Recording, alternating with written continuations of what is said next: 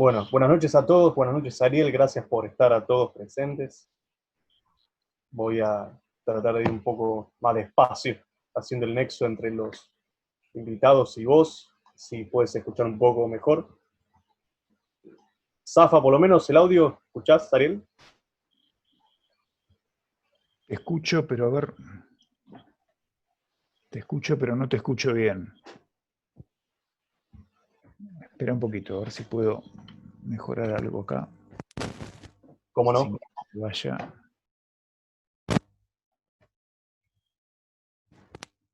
A ver ahora. Hablame por favor, a ver si. Acá. Ahí escucho un poco mejor, sí. 1, 2, 3, 4. Perfecto. ¿Me escuchan bien a mí? Bueno.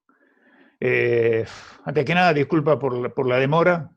Perdonen esto, pero no funcionaba el audio de acá. De paso, tapa mi calvicie y mis orejas. Así que me permite una cierta coquetería en un día complicado. Hoy realmente es un día difícil. Si esta conexión fue complicada y nos da cierto aire de precariedad, la situación del país no es precaria hoy. Empiezan a publicar muchas cosas. Por un lado tenemos una Corte Suprema que sigue manteniendo la desaparición del Poder Judicial, lo cual es gravísimo para la República. Tenemos un gobierno que mantiene un estado de sitio de facto, y lo grave no es que tenga las fuerzas policiales apretando a la gente en la calle, eso no está pasando. Son esporádicas las situaciones conflictivas. Lo grave es que se está normalizando la idea de que el gobierno por encima de la Constitución Nacional. Eso es realmente lo grave y eso es lo que daña la República. Y para completar el cuadro, tenemos un poder judicial que desertó de sus funciones, tenemos un gobierno que tiene claramente un proyecto totalitario de corrupción estructural que no contempla sostener la República y avanza todos los días en eso, y hoy le agregan dos palabritas que juntas nos recuerdan que lo dijo antes Hugo Chávez: soberanía alimentaria. Hoy Venezuela, que es un país petrolero, tiene una escasez de petróleo que hace que no haya gasolina, como dicen ellos, en las estaciones de carga, y en largas colas que se pueden ver en video. Bueno, ya sabemos entonces cómo termina, bajo dominio cubano, esta historia de la soberanía alimentaria en Argentina.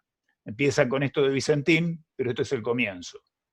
Hoy cuando escuchaba los anuncios sobre Vicentín, no pude evitar recordar que Daddy Brieva, que es un personaje menor, o sea, no es un político, es un militante kirchnerista del montón, más allá de su fama y su trascendencia por su actividad como cómico, pero cuando él decía deseamos Venezuela de una vez, y algunos decían no, esa es la expresión de un fanático, es un esquema que se repite siempre en el kirchnerismo, salen los ultras a decir cosas y después el gobierno va en esa dirección. Bueno, esto de Vicentín va en esa dirección.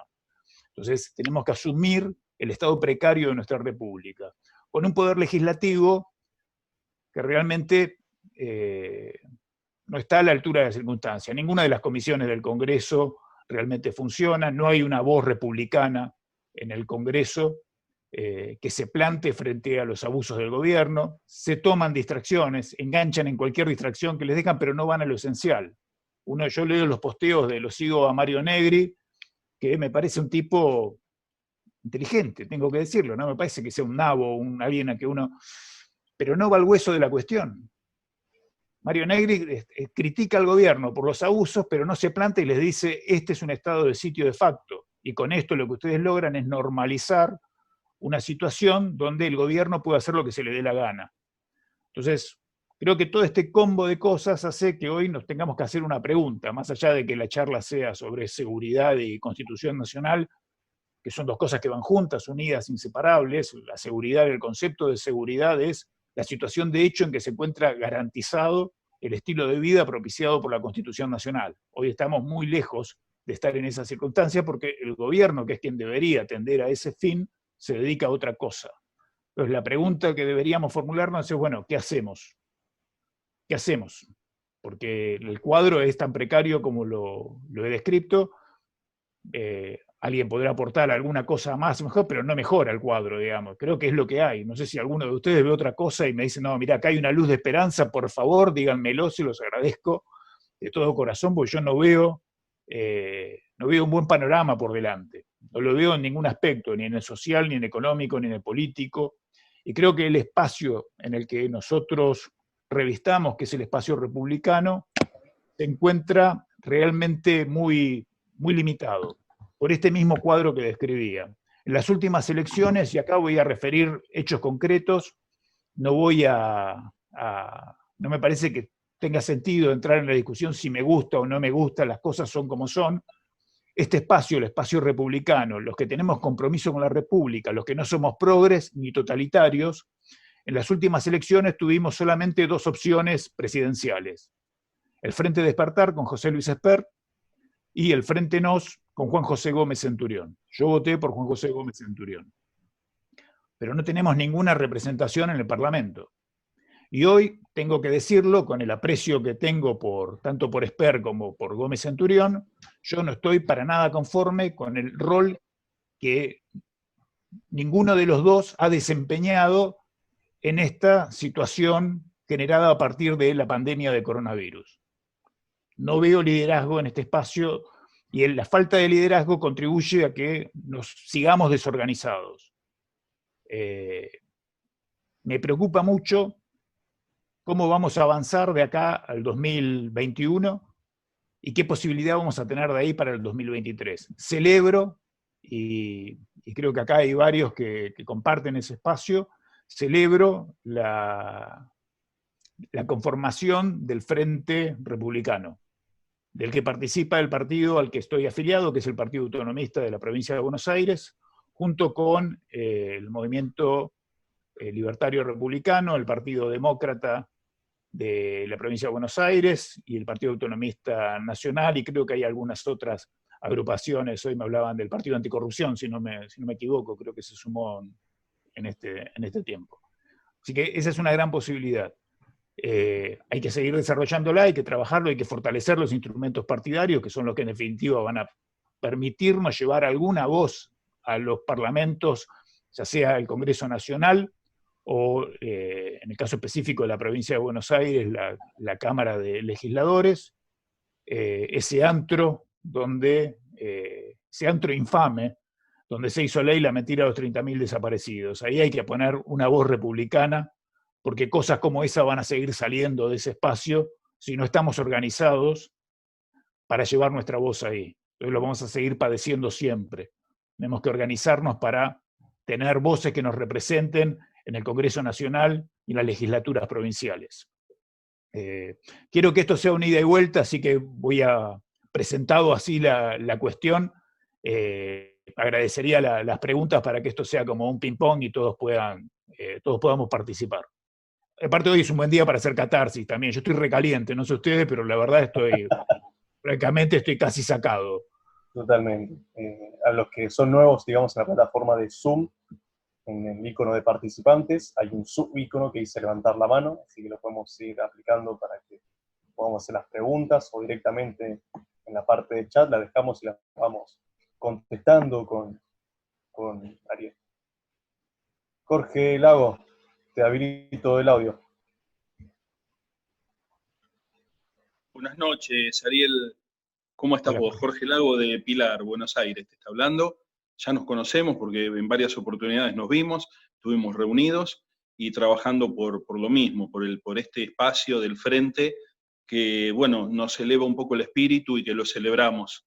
Y bueno, aprovecho a saludar para todos los que militan y los que comparten este sentimiento, que son parte del frente y que nos están acompañando. Y yo te voy a volver a poner el dedo en la llaga, Ariel, con el tema que surgió hoy de la extorsión de la toma de las plantas industriales de Vicentín, más los campos, más los frigoríficos, que están diciendo que lo van a expropiar. Obviamente de que están pasando por arriba de la gestión de la justicia, y lo están haciendo directamente por un decreto que sacó Alberto Fernández, y justamente en estos momentos de que nos tienen metidos adentro con el tema de la cuarentena, ¿no? ¿Qué opinas al respecto? Es parte de un mismo proceso que venimos denunciando hace mucho tiempo. En particular, yo vengo escribiendo tanto en la prensa como en el blog sobre la influencia castrista en lo que está pasando en Argentina. Cuando señalé hoy lo que decía Daddy Brieva, el kirchnerismo tiene un modus operandi que se repite. Entonces un día te sale Diana Conte diciendo soy estalinista y vamos por todo, quiero una Cristina eterna, y no es la voz de Diana Conti, la voz de una sola persona que dice eso, es el pensamiento de buena parte de ese espacio político, que después se ve reflejado en los hechos cuando son gobierno. Este gobierno tiene al campo puesto en la mira, desde hace muchísimo tiempo. Cuando digo este gobierno no me refiero a Alberto Fernández, que yo lo considero un títere de Cristina, sino que me refiero específicamente a Cristina Fernández. Cristina Fernández se la tiene jurada al campo. Y aparte necesitan liquidar al campo para someter a todo el país. Esto de Vicentín va en esa dirección. Quien quiera ver en esto un salvataje, una cosa inocente, está equivocado. Yo no avalo ningún salvataje de empresa por parte del Estado, porque me parece que terminan generando cosas peores. Las empresas nacen y mueren. Cuando se administran mal, mueren. Y un Estado como el nuestro, que se haga cargo de un salvataje, que se haga cargo de una empresa, nos está avisando que van por la... Cuando empezó la pandemia repetían mucho, hasta hace unos días lo dijo Kicillof, con lo de la normal, no se vuelve a la normalidad, con la idea de que la pandemia venía a cambiar el estado del mundo. Era el fin del capitalismo, con nuevas reglas y demás. Y eso es mentira. Pero nuestro gobierno está en esa tónica y bajando un relato que lleva a actos como este. El Estado se hace cargo de toda la economía. Ese es el objetivo de ellos, porque son comunistas, lisa y llanamente. Olvidémonos del peronismo, el peronismo no existe más. El peronismo desapareció en la Argentina. Al peronismo se lo fagocitó la infiltración marxista. Lo que tenemos hoy son comunistas en el poder. Si no entendemos eso, esa cosa del antiperonismo, olvidémonos, es una etapa superada. Falleció el peronismo. Se dejó liquidar teniendo el surdaje adentro. Así que olvidémonos. Y esto que estamos viendo hoy nos tiene que llamar a la reflexión a nosotros, decir, bueno, veamos qué estamos haciendo, porque si nos vamos a convertir en relatores de lo que hacen ellos, es muy aburrido. A mí ya me tiene repodrido. Yo lo que quiero tener son voces nuestras que nos representen en el Congreso y empezar a parar esto en algún momento. Así como vamos, no estamos bien. Por eso celebro la conformación del Frente y creo que tenemos un gran problema de liderazgo. Yo señalo esto como algo que tenemos que solucionar. Tenemos que encontrar líderes que se pongan los pantalones largos y que estén al frente. En esta marcha, yo participé en esta marcha. En este contexto de pandemia, yo participé 25 de mayo en el Cabildo y en Olivos el 30 de mayo, de las protestas. Voy a ser sincero, vi muy poca gente protestando por la supremacía de la Constitución Nacional. Y falta liderazgo. Cuando uno le dice, no, estamos protestando, y te preguntan, ¿y quién está con ustedes? A ver, cada uno de nosotros puede moverse, salir al frente y demás, pero yo debo decir, yo no muevo el amperímetro. Yo los actos míos los organizo en una cabina de teléfonos y si los lleno estoy contento. En el Cabildo éramos 10 a las 2 de la tarde. Después llegó el grupo de jóvenes republicanos con un montón de gente que serían, no sé, 300, 500, 1000 vamos a ponerle. Vamos a poner 5000, sigue siendo muy poco. Y en Olivos, el 30 de mayo, en Olivos yo he visto marchas multitudinarias, el 8N, aquellas jornadas contra los primeros ataques del kirchnerismo a la Constitución cuando surgió la reacción cívica. Esto que se vio el 30 de mayo éramos muy pocos, muy pocos. De hecho, lo que tenía que ser una caravana de autos terminó siendo un corte de tránsito de autos estacionados sobre una cuadra. Y después la policía cortó una de las calles y bueno, pero no había un gran fervor por salir en defensa de la Constitución. Y creo que eso tiene que ver con la falta de liderazgo. Un espacio político para poder desarrollarse para poder lograr que sus partidos, siendo un frente, que los partidos se integren con mayores afiliados, puedan cumplimentar todos los requisitos legales, necesita liderazgo. Bueno, tenemos que pensar quiénes van a ejercer ese liderazgo. Tenemos que encontrar las figuras que sean capaces de ejercer ese liderazgo. Hay que empezar a trabajar en eso de la manera más urgente. Ricardo Eskenazi, no sé si querías hacer una pregunta. Ricardo, ¿estás ahí? Activar el micrófono, ¿puede ser? No sé si me escuchan. Se te escucha, Ricardo. Bienvenido. ¿Me escuchan? ¿Qué tal? Gracias. Bueno, un agradecimiento a Jorge Lagos, que me ha invitado a participar.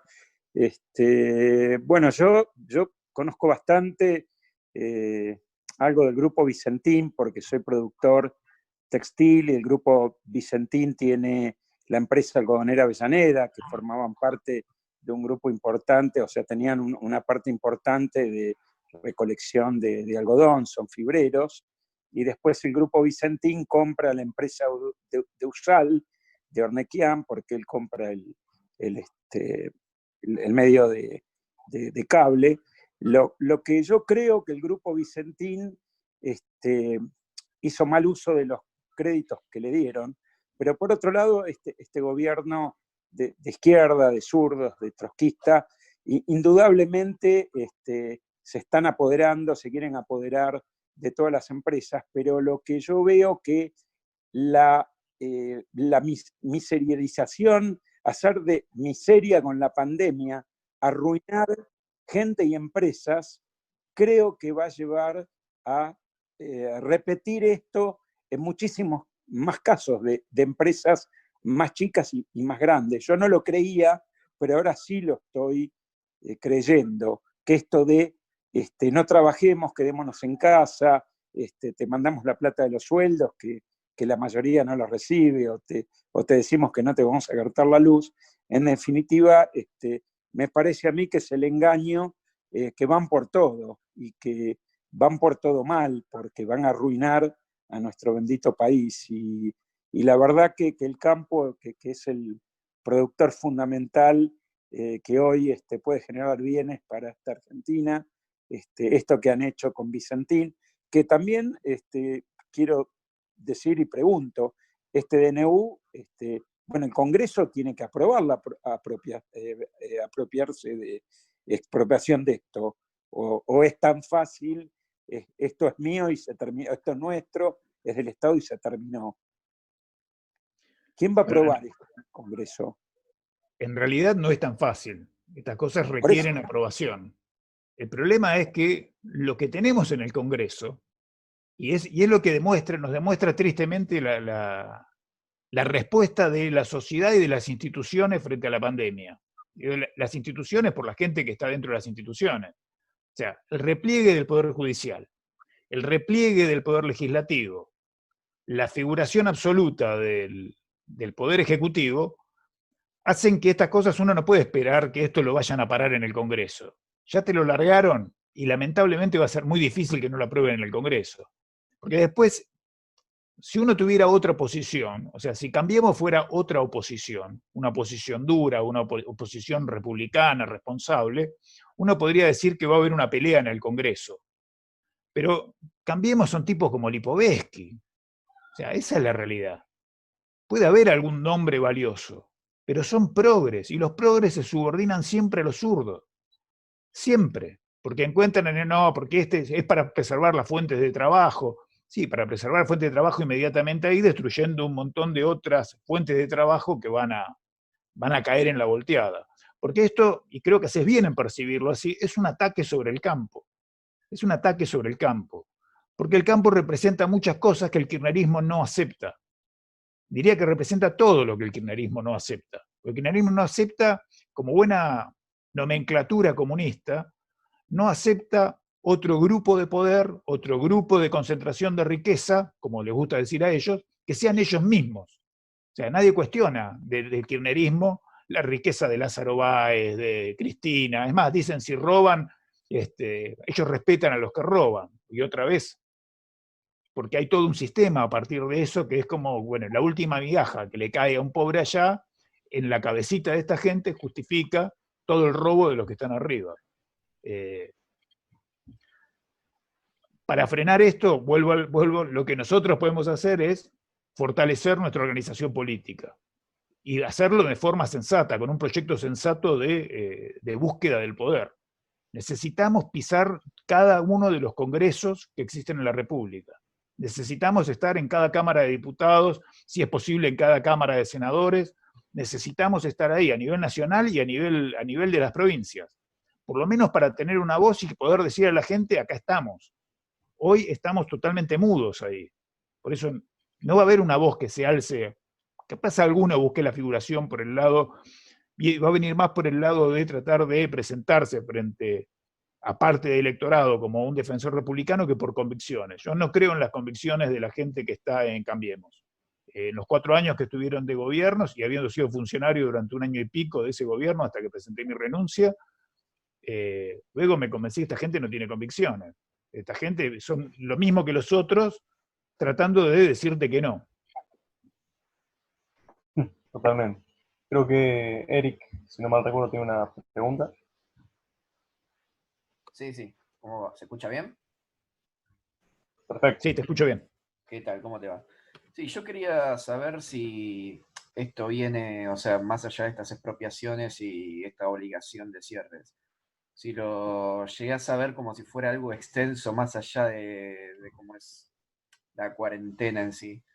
Digo, o sea, es decir, el cuidado por la enfermedad. Yo quiero saber si en realidad lo que está haciendo es una prueba de comunismo agarrado de lo que, o sea, agarrado de algo que en realidad está pasando en el mundo, que es algo real, como es el virus este, y que en muchas partes del mundo tiene una cuarentena más o menos parecida, no tan larga como esta, pero sí se ve, en Latinoamérica se ve absolutamente toda una cuarentena que, o sea, que hizo que en el mundo se cayera la actividad económica, que cayera, obviamente, las economías, el PBI en todos lados. Pero acá en Argentina lo vemos muy, o sea que llegamos a un punto, volvemos para atrás de vuelta, tenemos menos libertades, se crea una app que muchos dicen que es espionaje, yo la verdad trabajo en sistemas y no lo veo así, pero hay muchos que dicen que es una forma de control y de ver qué hace la gente en realidad, en qué andás y todo eso. Pero bueno, más allá de lo que es conspiranoide y más allá del punto de lo que sería lo legal, o sea, ¿vos crees que es una forma de poder probar el comunismo cubano o venezolano, por así decirlo, porque estamos viendo expropiaciones que, o sea, le falta el acento nada más de expropiese, le falta eso nada más. Pero es una prueba de ir hacia eso, entonces, en ese sentido, a ir a más que una cuarentena, una dictadura comunista, por decirlo, Castro comunista. ¿Lo ves así? Yo estoy convencido que este gobierno tiene un objetivo. Yo defino al kirchnerismo como un fraude en sí mismo, primero. Y es algo que explicó George Orwell antes que naciera Kirchner sobre el final de la década del 40, con 2 libros, Rebelión en la Granja y 1984. Uno lee ese libro y entendió el kirchnerismo. Para mí son comunistas, lo he dicho, lo repito, tienen un proyecto comunista, es un proyecto totalitario de corrupción estructural. Ellos quieren destruir todo lo que es la base de la identidad nacional argentina y reemplazarla por otra cosa. Por supuesto aprovechan creo que la pandemia les aceleró el proceso. Eso es lo que siempre quisieron. Pero la pandemia les facilitó el proceso y demostró una cobardía de nuestra sociedad que a mí, francamente, sí, me asquea. La verdad que yo la cobardía que veo en la sociedad me asquea. Porque este es un país que hasta no hace mucho tiempo, en 1982, nuestros pilotos mostraron tener un coraje excepcional. Un pueblo que da tipos con ese nivel de coraje no se parece a este gallinero en el que estamos parados hoy.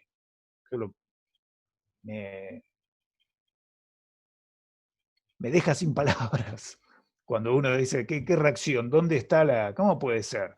Entonces, Olegario Víctor Andrade tenía un poema que se llamaba A un poeta argentino y decía algo así en una parte, haciendo mención al himno, ¿no?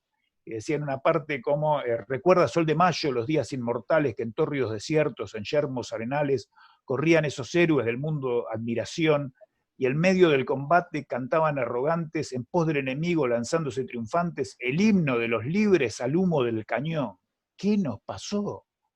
¿Qué nos pasó de ser ese pueblo de Mayo que cantaba el himno de los libres al humo del cañón a este pueblo que se queda encerrado y mientras le pasan por encima? Es una cosa que para mí es un misterio. Tiene su explicación, es un largo proceso, es una batalla cultural que viene de mucho tiempo y la que estamos perdiendo por goleada, pero no deja de sorprenderme la velocidad con que todo el mundo acá defecciona de sus responsabilidades. Tener una Corte Suprema, un Poder Judicial, y es más, lo más indignante de esto es que cuando llegue, vamos a suponer que esto se extiende hasta diciembre, por decir, yo les aseguro que llega enero y los jueces declaran feria para irse de vacaciones. Ese es el país en el que estamos viviendo. Un país tristísimo. Totalmente. Entonces, yo creo que ese es un proyecto comunista y van en esa dirección. Todo lo que van largando son como globos de ensayo, porque eso es prueba y error y avanzan, y avanzan, y avanzan. Y no hay una fuerza republicana que lo frene, por eso tenemos que trabajar en eso. Insisto con eso, tenemos que trabajar y ahí hay que superar un montón de mezquindades, empezar a verlo. Muchas veces se le presta más atención a la diferencia que hay entre dos que están en este mismo espacio que a lo que tienen en común. Bueno, empecemos a ver lo que tenemos enfrente y organicemos. No, hay discusiones que hay que dejarlas para otro momento.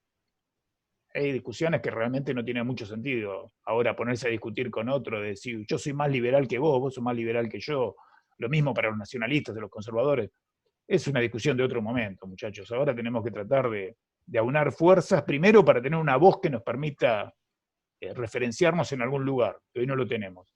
Y segundo, para aspirar en algún momento a torcerle el brazo a esto que es un proyecto de poder que no tiene ningún escrúpulo. No tiene ningún escrúpulo. Y acá quiero señalar algo. Yo señalo lo del miedo, porque si bien tienen un proyecto totalitario y podrían imponerte, podrían en algún momento decidir utilizar la fuerza para imponerlo, porque cuando vos querés, tu proyecto es totalitario, vos podés ir por la vía del miedo desde el inicio, si querés. Pero acá han logrado algo, una variante sutil de eso. Acá hay gente que tiene más miedo de la que el gobierno infunde. ¿Se entiende lo que digo? Acá hay gente que tiene más miedo del que el gobierno infunde. O sea, hay gente que tiene miedo por las dudas, por lo que puedan hacer, no por lo que hacen. Entonces nos estamos doblegando ante tigres de papel. Eso es realmente lo triste. Eso a mí me indigna cuando digo, ¿qué nos pasó? Pasamos de ser los tipos que echaron a los ingleses en 1806, cruzaron los Andes, le ganamos a los brasileros en batalla. Perdimos en Malvinas, pero perdimos honorablemente, porque no se perdió por no combatir. Hubo gente que combatió y hasta el último cartucho. Y ahora somos esto. ¿Qué nos pasó? Es una cosa que me preocupa y mucho. Totalmente. Debe haber un surgimiento de liderazgo lo más pronto posible. Eso es totalmente de acuerdo. Una pregunta de Vero. Sí, hola, buenas noches. Es una pregunta muy, muy simple. Concretamente, mañana me levanto, ¿qué puedo hacer? No soy un gran líder, no tengo ese don, no tengo esa fuerza, pero ¿qué puedo hacer? Simplemente, mañana me levanto y ¿qué hago? Organizo una marcha, no sé, ¿qué hago? No salgo sin barbijo, no sé, tips, decime qué hago mañana, concretamente. Bueno, a ver, ¿estás afiliado a algún partido político? Estoy tratando de afiliarme a este, en realidad. Bueno, ese es un buen camino. Ese es un buen camino. Cualquiera de los partidos que están dentro del Frente Republicano. Ese es un paso. Es algo que podemos hacer. Y lo otro, yo jamás le recomendé a nadie, quiero aclarar algo, jamás le recomendé a nadie salir sin barbijo. He intentado señalar mucho tiempo, y es una de las cosas que también la falta de organización y de poder bajar un mensaje claro nos expone a veces a que termine pareciendo que somos anticuarentena porque somos antivacuna, creemos que la Tierra es plana. No es el caso.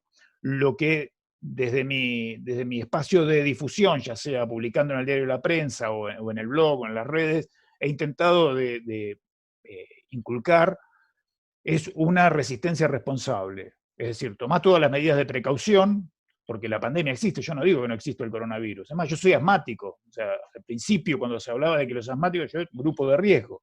Con lo cual, sería irracional no tomar cuidados.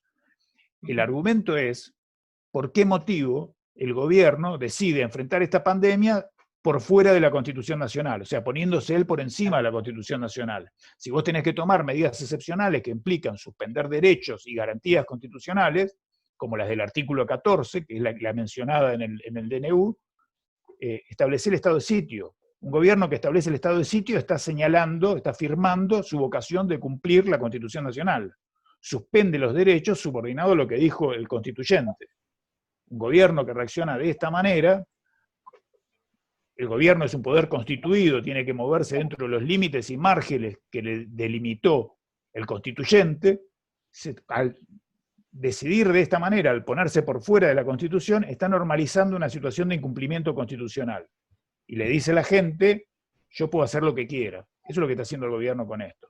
Entonces, yo después comprendo también, situaciones particulares. Yo no he pedido ningún permiso para movilizarme. He estado en Capital, he cruzado Capital, he discutido con la policía, siempre de muy buenas maneras, porque eso también influye. Si yo me paro un policía y me pongo en guapo y termino preso, termino me peleando con el cana, no voy a ningún lado. Cuando a mí la policía me detiene, lo que yo hago es explicar, primero pregunto sonriendo, más allá de que uno lleva el barbijo y no se ve la sonrisa, pero trata de sonreír con los ojos si puede. Y lo primero que pregunto es cuando salí de mi casa oficial, lo primero que digo es, cuando salí de mi casa oficial todavía no habían declarado el estado de sitio, ¿lo declararon en este momento? Y después explico, no, porque si no declararon el estado de sitio no me pueden privar de mis derechos constitucionales. Y después le digo, haga la consulta con el fiscal. Cuando me dice, no, pues yo tendría que hacer la infracción, bueno, haga la consulta con el fiscal. En todas las conversaciones que tuve hasta ahora, buscando el diploma de infractor, lo que obtuve fue un buenos días, siga, circule. Con lo cual significa que la policía no es que está a favor de meter palo y aplicar esto de cualquier manera. Pero hay que aplicarlo de buena manera. Si uno se planta de manos al policía en el momento que viene y te lo pusiste en contra, no es el objetivo. Entonces, ¿con esto qué quiero decir? Yo entiendo a la gente que pide permiso porque puede perder el trabajo, porque tiene un familiar al que atender y no puede correr el riesgo de que lo detengan y que esté en el camino. Pero pensemos en esto. Tenemos un país que donde hace unos días se informó que había 10 millones de infractores. Somos 45 millones. Supongamos que un 25% son menores de 14 años. Así que es casi 10 millones, es casi un tercio de la población adulta o de la población con poder de decisión personal. 10 millones de infractores tuvo esta cuarentena. Ahora, las encuestas dicen que 90% apoya la cuarentena. Hay algo ahí en esa cosa que no cierra. Y lo que no cierra es que tenemos una sociedad con una gran falta de convicciones. O sea, a mí sí me cierran esas cifras. Porque hay quien dice, no, es mentira, si hay 10 millones de infractores, no puede haber 90% a favor de la cuarentena. Y yo creo que sí que lo hay. Por eso que señalaba antes, cuando vamos a las marchas somos muy pocos. Lo que tenemos instalado en nuestra sociedad es una enorme hipocresía y también, como resultado de esa misma hipocresía, una gran falta de convicciones. Entonces, cuando la discusión empieza con cosas como defendemos la vida, vos no podés, pero la vida no es un valor que esté por encima de todo. Aparte hay como un doble discurso con la vida. No valía el argumento de la vida cuando se discutía el aborto, pero sí vale ahora cuando se discute cercenar libertades. Pónganse de acuerdo. Y yo creo que la vida, en toda circunstancia, la vida es un valor importante, pero lo que está por encima de la vida, como valor, es el estilo de vida propiciado por la Constitución Nacional. Dentro de la Constitución Nacional todo, fuera de la Constitución Nacional nada. Si tuviéramos esa convicción, nunca tendríamos, esta convicción instalada en la sociedad, primero no tendríamos todos los problemas que tenemos como sociedad, porque una sociedad que respeta sus normas constitucionales es un país serio, necesariamente, constituye un país serio. Las personas son serias cuando su palabra y sus hechos van en una misma dirección, son concordantes, y los países lo mismo. Nuestro país no es serio porque la Constitución Nacional describe otro país, un país ideal. Y no es por culpa de la Constitución o los constituyentes, porque esa misma Constitución puesta en otro país tiene otro resultado. Esto es porque el desarrollo de nuestra vida política ha generado esto, especialmente de 1983 hasta acá, agudizándose a partir del 2001. Y ni hablar del 2003. Cuando yo en el 2003 vi a Fidel Castro dar un discurso en mi facultad de Derecho, entendí lo que se venía, y es lo que estamos viviendo hoy. Entonces, ese porcentaje esa cosa de falta de convicciones es algo que también tenemos que abordar desde la política. ¿Qué podés hacer? Bregar por esas convicciones, defender esas convicciones, en cada posteo, en la afiliación a un partido, en las discusiones cotidianas, en no dejar pasar, no hay que dejar pasar. fue un grandísimo error en nuestro país dejar pasar cosas. No, ya, Kirchner cuando asume con el 22% de los votos, empieza peleándose con todo el mundo. ¿Cuál fue la reacción del argentino promedio, el que no era kirchnerista, el que veía con desagrado eso? Pero ¿cuál fue la reacción? Y bueno, tiene que construir, ya se le va a pasar. No se les pasa nunca.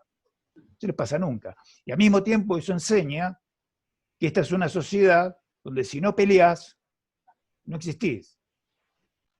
Porque Kirchner, yo le puedo criticar mucho a Kirchner, pero estoy señalando que hizo algo que fue la base de la construcción política.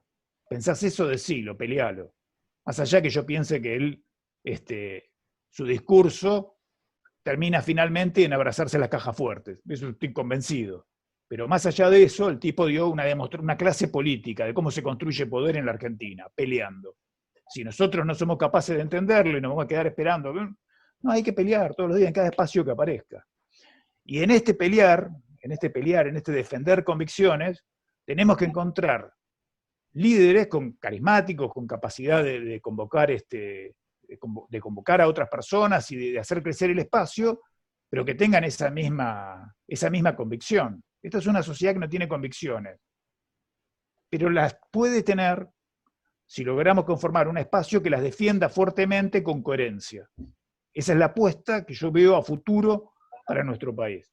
Creo que si logramos conformar un espacio político coherente, sensato, con una clara ambición de poder, una sensata ambición de poder, porque no se hace política, cuando empiezan, están buscando un cargo y más, y tenemos gente que busque cargos, tenemos gente que busque y ocupe cargos, porque si no los buscamos y los ocupamos nosotros, los van a ocupar otros. Y necesitamos tener líderes que motiven a la gente, porque si no, los líderes los van a poner otros. Entonces tenemos que trabajar en eso. Creo que eso es algo que se puede hacer. Es difícil pelear en estas circunstancias, cuando todo el sistema argentino está en manos enemigas, para decirlo claramente, pero es lo que podemos hacer. Son pequeñas cositas, pero tenemos que pensar que hacen la diferencia. Hay que empezar. De una u otra manera hay que empezar lo más Así es. urgente y sincronizadamente posible. María de Vicente López creo que tenía una pregunta. Hola, ¿qué tal? ¿Cómo estás, Ariel? Hola, vecina. ¿Qué tal? Ah, ¿sos vecino? Bueno, Habitante del Estado Libre Asociado de Vicente López. Vicente López, bueno, buenísimo. Yo estoy cerca de la Colectora, así que... Florida. No, el barrio... Yo te digo, yo estoy en Florida. ¿Cómo estás en Florida? Bueno, yo estoy del lado del Unicenter, digamos, para este lado.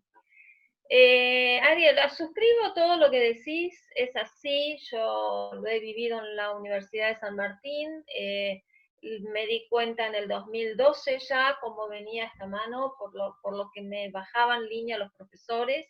Yo estudié Administración Pública en Ciencias Políticas, así que justamente es donde ellos van aleccionando y formando. De hecho, la Cámpora nació en la Universidad de San Martín.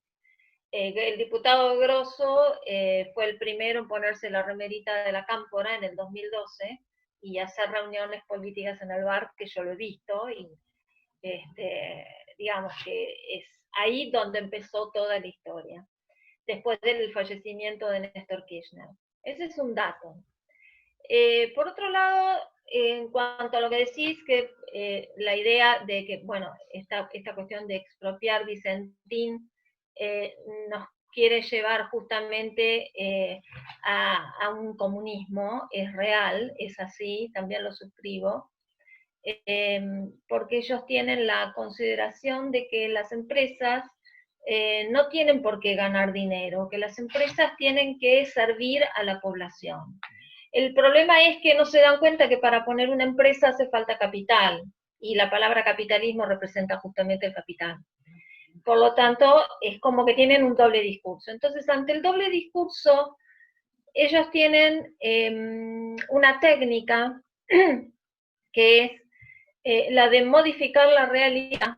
Creo que algunos de ustedes ya lo deben haber escuchado alguna vez, que esto se lo enseñó el señor Laclau a Néstor Kirchner en las conferencias que daba en el Hotel Bauen en el 2006, 2007, donde ahí funciona la oficina de Podemos actualmente, y donde caen gente de Podemos que son becarios universitarios con plata nuestra, vienen a estudiar a Argentina y hacen reuniones en ese hotel, que fue tomado por una agrupación sindical. No sé si se acuerdan, en el 2001, creo que fue, 2002. Bueno, lo mismo que pasó con el hospital francés, también tomado por una agrupación sindical. Dicho esto, que veo que estamos todos de acuerdo y que la pregunta es ¿qué acción tomar? Viste que yo pertenezco a un partido que no está dentro del frente. Sin embargo, nosotros simpatizamos con lo que ustedes dicen. Pero ¿cuál sería la crítica constructiva que yo les haría? Yo estoy en muchos grupos con ustedes, compartiendo cosas, y lo que yo noto es un discurso muy militarizado. Y si nosotros queremos llegar, y ustedes quieren llegar a abarcar más de un 50%, tenemos que tomar en cuenta que el 50%, 60% de la población no necesariamente provienen de ese sector o están de acuerdo con ese sector. Entonces yo creo que si bien uno tiene que defender las ideas liberales y capitalistas y la libre empresa y el emprendurismo, etcétera, etcétera, tenemos que tener cuidado cuando hablamos, porque el que escucha interpreta mal, y en vez de acercar gente, alejamos gente. Entonces me parece que esa cuestión del discurso, internamente todo bien, pero para afuera tenemos, digamos, yo es una sugerencia que les doy, habría que perfilarlo un poquito más como para llegar a más personas, porque si no, se va a quedar en el grupo que ha sido catalogado de prodictadura, etcétera, etcétera, que todos sabemos que es así, no podemos ocultar la verdad, y entonces no va a llegar a nada en definitiva.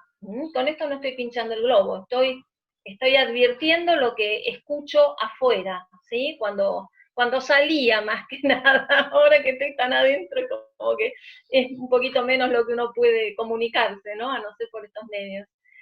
Y por otro lado, ustedes formaron el frente. La pregunta mía es, y esta sí es una pregunta, no es un comentario ni nada, es, el frente, ¿ya lo inscribieron como partido político o va a ser un partido político? No, ¿tienen acceso a la Junta? ¿Ya pueden presentar sus listas en ese frente? ¿O todavía están faltando las cuestiones legales? Porque sin eso es como que es todo un esfuerzo, pero después queda en la nada. Voy por partes. Sí. Una consideración sobre lo que dijiste antes. Es cierto que uno tiene que adaptar el discurso al electorado. Pero ojo, porque eso tiene riesgos. Uno puede terminar siendo Cambiemos. No. Es una cosa y hace otra. Entonces, es un riesgo. Yo creo que en esta etapa de organización estamos hablando de reunir, este es un momento de reunir a los dispersos. Estamos todos desperdigados por distintos lugares, somos muy poquitos, nos conocemos. Olvidémonos de, si el discurso no le gusta a los otros, mejor que nos critiquen y que hablen de nosotros, pero nosotros mientras unámonos nosotros. Así que creo que ese es el centro. Porque si uno empieza a decir, yo te cuento que unos años atrás organizamos algo que se llamó Encender, Encuentro de Centro Derecha. Antes de las elecciones del 2017, si no me equivoco. Y una de las cosas que tenía esto era reivindicar la expresión centro-derecha, porque había gente que decía, no, ¿cómo van a poner de centro-derecha? Eso no vende y demás. Y no me importa si no vende, pero dejemos claro quiénes somos. Y creo que con esto pasa lo mismo. Nosotros tenemos que adaptar, por supuesto. Después hay campañas de marketing, hay campañas electorales, se contemplan todo ese tipo de cosas, pero creo que en esta etapa en la que estamos, donde lo que tratamos de hacer es juntar a los dispersos, reunir a los dispersos, hay que tocar la sirena y decir, acá estamos, somos los que pensamos esto, y tenemos un elemento para aglutinarnos a todos y mantenernos, digamos, con los pies dentro del plato, o bajo la misma sombrilla, que es, nosotros vamos por la irrestricta supremacía de la Constitución Nacional. Eso nos diferencia del kirchnerismo, nos diferencia de Cambiemos, y nos da a nosotros un marco de mantenernos unidos, más allá de las diferencias que podamos tener. Porque hoy lo que tenemos son proyectos que no respetan la Constitución Nacional. Nosotros venimos a defender la Constitución Nacional. Ese tiene que ser nuestro caballito de batalla, mi humilde opinión. Después se verá, por supuesto, pero creo que tenemos que... y hay discusiones, por ejemplo, entre lo que es el Frente Despertar y el Frente Nos, que ahí se han mezclado algunas cuestiones como el aborto y demás. Si nosotros tomamos la Constitución Nacional como nuestro paraguas y nuestro objetivo, la cuestión del aborto está solucionada. O sea, dentro de la Constitución Nacional, el aborto irresponsable no se puede aprobar. Fin de la discusión. Y si alguien piensa eso, será para otro momento, se discutirá en otro momento, pero ahora, mientras esta sea la Constitución, tratemos de cumplirla, hagamos el esfuerzo por cumplirla, que es un esfuerzo que nuestro país no hace, por lo menos, sinceramente no lo hace desde 1983. Yo me considero de la generación de la Nueva República. Es un nombre que le dimos con María Inés Calvo cuando escribimos un libro llamado Uso y Abuso de las Corbatas. Hablamos de la generación de la Nueva República. Los que siempre votamos a partir del momento que cumplimos 18 años, y en especial aquellos que cumplimos 18 años pocos días antes del 10 de diciembre de 1983. Con lo cual yo siempre que estuve en condiciones de votar, he votado.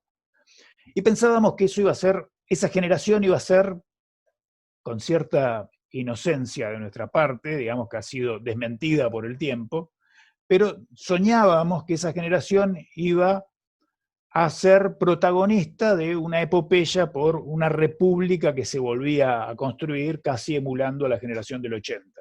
La realidad es la que todos conocemos, digamos, esto lamentablemente ha sido un bello sueño de juventud que la realidad se encargó de pasarle por encima. Pero creo que tenemos que volver a ese sueño. Ese sueño tiene que estar ahí, hay que reflotarlo. Este ha sido un gran país y puede volver a serlo. Ahora, tenemos que dejar mezquindades de lado. Si vamos a empezar a discutir que fulano quiere el Banco Central o más, una intervención que si la intervención del Estado en la economía tiene que ser del 15 o del 10%, ¿les parece que es una discusión para este momento? No, ahora tenemos que discutir otras cosas que son mucho más groseras, más burdas, si se quiere. Pero es la realidad que nos toca. Entonces hay que dejar de lado un montón de discusiones y avanzar en unir a los dispersos. El discurso tiene que ser un discurso duro, porque hoy somos una minoría, 5%, y las minorías no tienen discursos blandos porque se diluyen si tienen discursos blandos. Así que nuestro discurso tiene que ser duro. Estamos acá para defender la Constitución y no damos un paso atrás ni ebrios ni dormidos, como decía Moreno. Eso es parte de la convicción. Y luego lo otro que me decís, esto que se ha conformado es un frente. Los partidos que lo integran tienen distintas situaciones legales. Están tratando de solucionar algunos problemas, están presentando papeles, se están arreglando. Es algo que hay tiempo de acá al año que viene, cuando sean las elecciones, para estar en regla. Y se está haciendo el esfuerzo por estar en regla. No lo tenés hoy, digamos, no está pipí cucú hoy 10 puntos de papeles el espacio. No hay ningún espacio político que lo esté. Bueno, eso es parte de lo que hay que trabajar y es parte de lo que señalaba antes que se puede hacer. Afiliarse a un partido y tratar de que ese partido esté en regla. Porque si cuando llegan las elecciones no tenemos los instrumentos legales para presentarnos, quedamos pedaleando en el aire. Entonces, y yo aspiro que este espacio, este frente republicano, en algún momento para estas elecciones y para las otras, lo digo abiertamente, confluya con lo que es el Frente Despertar y el Frente Nos. Me parece que tenemos más cosas en común que diferencias que nos separen. Y creo que vamos a ser más fuertes unidos y vamos a poder tener más voces en el Congreso si vamos juntos que si vamos separados. Y hagan simplemente la cuenta. ¿Cuántos diputados metemos yendo juntos? ¿Cuántos diputados meteríamos yendo con 3 espacios distintos? Entonces, me parece que es una cuestión de tener un proyecto de construcción de poder político sensato y pragmático, basado en una fuerte convicción republicana. Entramos a los últimos 10-15 minutos. Acá hay 2 preguntas más. Vamos a hacerlas de la manera más rápida y concisa. Tengo una persona que dice Marta, pero no es Marta. Le habilito el audio. Señor, ¿se escucha? Perdón, pero cada uno se percibe como quiere, ¿eh? Sí, es verdad. Cualquier cosa, nos comemos un garrón de la gran flauta, señor. ¿Me escuchan ahí? Sí. Bueno, me presento, mi nombre es Juan Escobar, pero estoy usando desde mi madre, este aparato que pobre está en cuarentena, así que estoy con ella porque está bastante limitada en cuanto a su movilidad. Bueno, le comento, a mí lo que hizo el kirchnerismo con Vicentín no me extraña para nada porque de los bueyes solo espero cornadas. Entonces no concuerdo, vienen a hacer lo que tienen que hacer y está bien porque son lo que son. O sea, son contestes entre lo que son y lo que hacen. Llamaba la atención lo que habían tardado. Por eso digo, de los bueyes solo espero cornadas. Pero nosotros tenemos que entender que si vamos a hacer un partido político de centro-derecha, con el que vamos a confrontar en la primera instancia no es con el kirchnerismo, porque nosotros no le vamos a sacar votantes al kirchnerismo. Las madres de Plaza de Mayo no van a dudar si votarnos a nosotros, o votarlo a Esper, o votarlo a, no sé, a Vudú. Nosotros tenemos que saber que vamos a limar y a molar puntualmente a Cambiemos. O sea, es lo que le ocurrió a Esper en provincia de Buenos Aires con María Eugenia Vidal, es absolutamente lógico, porque la que se sintió amenazada por Esper era Vidal, no era Axel Kicillof. Entonces nosotros lo que tenemos que tener, la interés y la convicción es de saber que vamos a ir en contra de Cambiemos, y saber que los callos que vamos a pisar primero van a ser los de Cambiemos, porque nosotros nos tenemos que comer, aparte es una necesidad, nos tenemos que comer los votos desencantados de Cambiemos. La gente que lo ve a Larreta ahí abrazado a Kicillof y a Alberto Fernández y se agarra la cabeza, esos son los votos que tenemos que capitalizar. Usted hablaba de los 30.000 desaparecidos. Eso no es nada. La gobernadora Vidal sancionó una ley en la provincia de Buenos Aires que obliga a decir que hubo 30.000 desaparecidos y hubo una dictadura cívico-militar. Es lo que refería, esa ley es la que refería. Bueno, así que nosotros tenemos que tratar de captar a esa gente, nosotros tenemos que tratar de captar a la gente de la policía, que en el caso de la provincia de Buenos Aires quedó muy mal con la administración Vidal-Ritonto, para decirlo de alguna manera. Tenemos que tratar de captar a la gente del ejército, tenemos que tratar de captar a la gente del campo, tenemos que tratar de captar a los empresarios, tenemos que tratar de captar a toda la gente que confiada votó a Cambiemos y no fue más que entrampada. Ahora, la pregunta es, ¿cómo hacemos eso? Bueno, ahí es donde la gente que verdaderamente conoce de política tiene que implementar las técnicas. Yo lo que sé es a quién tenemos que salir a buscar. Tenemos que tener mucho cuidado en nuestros discursos de no pisarle un callo a gente que son nuestros votantes potenciales. Y tenemos que saber que nuestro primer enemigo no va a ser Máximo Kirchner. Nuestro primer enemigo va a ser Larreta. Nuestro primer enemigo va a ser Vidal. Nuestro primer enemigo va a ser Macri y todos sus secuaces y lacayos. Porque nosotros le vamos a ir a sacar la gente a ellos. Eso es lo que yo creo que sabe. Porque yo veo que nosotros todo el tiempo hablamos sobre las tropelías que hace el kirchnerismo. Y el kirchnerismo hace lo que tiene que hacer. O sea, los nazis hacen cosas de nazis y uno no puede pretender que hagan otras cosas porque de hecho está bien que hagan lo que saben hacer. Nosotros tenemos que luchar contra ellos. Entonces no tenemos que analizar qué es lo que hace el kirchnerismo. Lo que tenemos que analizar es cómo le sacamos los votos al macrismo y a Cambiemos. Porque de ahí es donde nos vamos a nutrir. Porque miles de personas, millones de personas en Argentina, sobre todo bueno, la gente del campo y muchísimos más, han votado a Cambiemos en la convicción de que era lo que ellos querían, y después Cambiemos terminó haciendo este tipo de cosas como la que hizo. Entonces lo que tenemos que ver es eso, y tenemos que entender que ese va a ser el conflicto que vamos a tener y que ahí vamos a confrontar. Es muy importante reforzarse en toda la zona norte del conurbano bonaerense, Vicente López, San Isidro, que es todo de Cambiemos, que es donde vamos. Para nosotros es más importante como distrito San Isidro, Vicente López, yo soy de San Isidro puntualmente, que La Matanza o José Cepaz. Primero tenemos que ser realistas. Pilar es un distrito mucho más importante para nosotros que San Martín, porque Pilar vamos a tener votos. En Capital Federal hay que reforzarse, y lo que yo estoy convencido, que fue lo que pasó en la campaña anterior de Esper, es que no hubo sentido de pertenencia. El sentido de pertenencia política se da creando, aunque sea una unidad básica. ¿No le quieren decir unidad básica?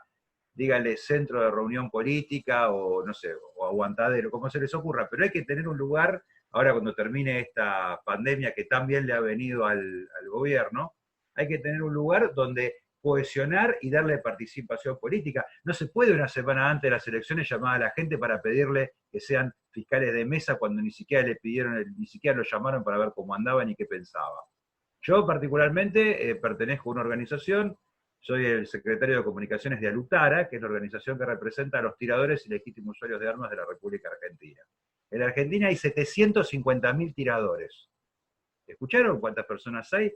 750.000 personas que cada 5 años renuevan su credencial, que invierten dinero, que tienen armas, que ninguna baja de $1.000, que son todos mayores de 21 años y de clase media. en su mayoría, que son un potencial votante de Espert. Cuando yo había hablado, yo lo hice por afinidad inicialmente con Espert, no me dieron ni pelota y me llevaron una semana antes para preguntarme si quería ser fiscal de mesa. Ni le contesté. Pero por supuesto que yo no quiero ser fiscal de mesa de Espert. No quiero ser fiscal de mesa de Espert. Desde ya lo aclaro. Yo quería colaborar desde una organización, no como fiscal de mesa. Que fiscal de mesa puede ser, no sé, alguna tía mía o mi hermana. Pero si yo estoy trabajando en una organización que nucleo tiradores, me parece que hubiera servido por otro lado. Pero no les interesó.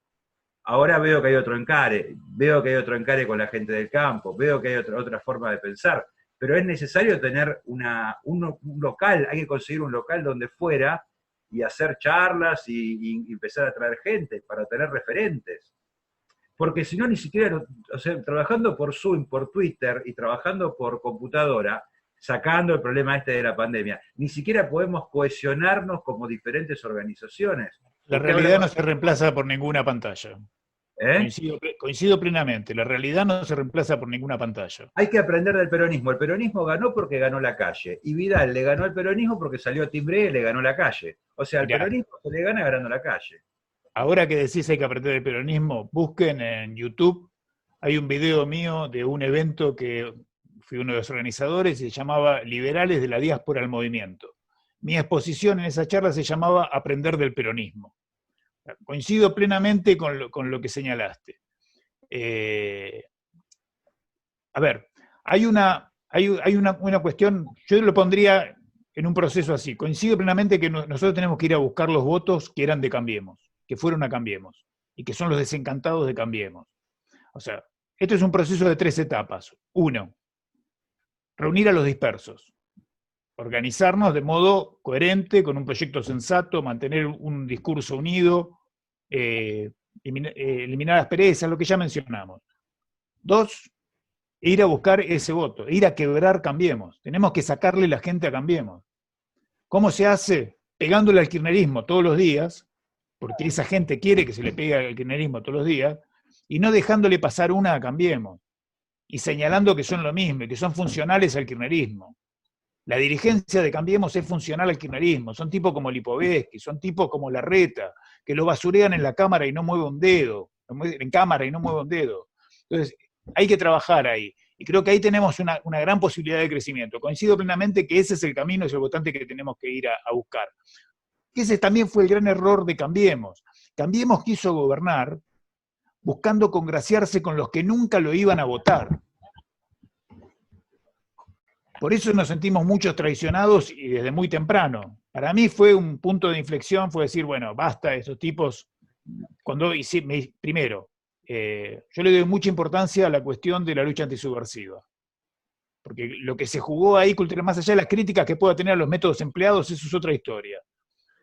Pero de ahí a convalidar que el enemigo que vino por mis libertades pase por víctima y que yo tenga que servirle a él, ni ebrio ni dormido. Entonces, cuando yo lo veía a Macri tirar flores al río, me sentí traicionado. Y ni hablar cuando María Eugenia Vidal, aguardando silencio, mandó a levantar la mano a todos sus legisladores, menos uno, que fue el único que se negó porque pensó antes de votar, que es Guillermo Castello, que creo que es una figura valiosa. Ahí hay alguien que podemos pensar para que en este espacio tenga un rol importante.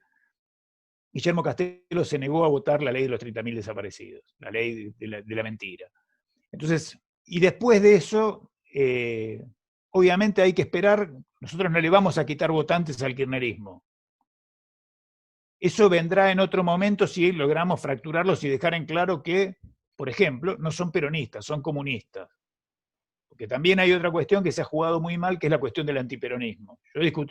Siempre me he dicho que no soy antiperonista. De hecho, yo estuve afiliado al partido FE del Momo Venegas, que hoy en este estado del campo el Momo Venegas tendría un rol, sería una voz que se haría escuchar. Que no pasa. El Momo tenía claro que si los comunistas se encargaban del campo, los liquidaban a todos. El campo no funciona con comunistas. El Momo Venegas lo tenía clarísimo eso. Por eso jugaba del lado de la República como jugó. Peronistas sí, pero ojo, no todos los peronistas son comunistas. Y fue un gran error del antiperonismo unir en una misma bolsa a todos los que se decían peronistas, porque no eran lo mismo. Entonces, ahí le hicimos el caldo gordo a la infiltración comunista, porque les permitimos que los kirchneristas pasaron por peronistas. Éramos muy pocos los que decíamos, ojo, que los kirchneristas no son peronistas, son comunistas, porque buscamos fracturar ese frente. Bueno, ahí esa pulseada la ganó el kirchnerismo. Esa pulseada la ganó el kirchnerismo, que es decir, el comunismo. Entonces, creo que son 3 etapas. Primero, ir por la reunión de los dispersos, que es ahora, este momento, el trabajo de este año. Ir por el voto de Cambiemos, una vez que estemos reunidos para estas elecciones del 2023, del 2021, y de ahí ir al 2023 tratando de disputar espacio de poder, o por lo menos convertirnos en árbitro de la elección. Que el que vaya a ser presidente no pueda hacerlo sin nuestro apoyo. Porque esa es la realidad política. Vos a veces tenés los votos para ir por vos mismo, y a veces podés condicionar a otros. Si la pelea está pareja entre otros dos, te podés sentar a negociar con nosotros. Y negociar no lo digo en un término despectivo, lo digo en un término de vamos a asegurar tales cosas, que son acorde a nuestros principios. Pero para ello necesitas tener una construcción política que ahora es muy incipiente. Pero creo que coincido plenamente con lo que vos señalás. Ese es el derrotero que tenemos que seguir. Tenemos que ir por reunirnos nosotros, reunir a los dispersos y atacar duro, fracturar Cambiemos, quitarle la gente a Cambiemos. Ese tiene que ser un leitmotiv para nosotros. Vamos a quitarle la gente a Cambiemos. Esos votos tienen que ser nuestros, porque ahí hay gente que salió a defender la República y está tan decepcionada de haber llegado a esto gracias a la incompetencia de Macri como nosotros mismos. Estamos ya sobre la hora. Si es muy breve y muy rápido, les pido por favor a los que querían preguntar. A esta pregunta y respuesta, síntesis, rapidísima de Agustín Villanueva. Agustín. Parece que no se le está escuchando. Ahí lo tenés a Pablo también, si no. Sí. Ahora sí, ¿me escuchan? Sí. Ahí está. Rapidísimo y fugaz. Por favor. Bien. Bueno, te voy a decir un comentario y después te voy a hacer una pregunta. Estaba escuchando a una señorita que estaba hablando del tema de los militares. Yo anduve recorriendo la provincia de Buenos Aires por el tema del campo y todo, y productores y mismos peones, gauchos, como se le dice, dicen, ¿cuándo volverán los militares? En Mendoza, ¿cuándo volverán los militares? En Córdoba, ¿cuándo volverán los militares? Ya no aguantamos más. Yo soy amigo personal del titular de Vicentín, es Beto, lo voy a decir así, y en realidad esta jugada que han hecho es claramente expropiación, claramente esto quieren, viste, empezaron con Vicentín, después quieren muchas empresas. Esto es comunismo. Y hoy justamente estaba hablando con mi primo, estaban muy descontentos los empleados que tenemos nosotros en el campo. Dice, ¿qué hacen ustedes? Dice, porque empieza esto en Mendoza, que Alberto Fernández ratificó, junto con el otro señor fallecido, ¿no? El expresidente Kirchner, el tema de Portezuelo, viste, Cielos Abiertos. Es una obra que lo están pagando los mendocinos con fondos propios y están haciendo cosas, yo no sé si lo hacen por negligente o quieren hacerla, ¿viste? Claramente nos están llevando a una situación muy extrema.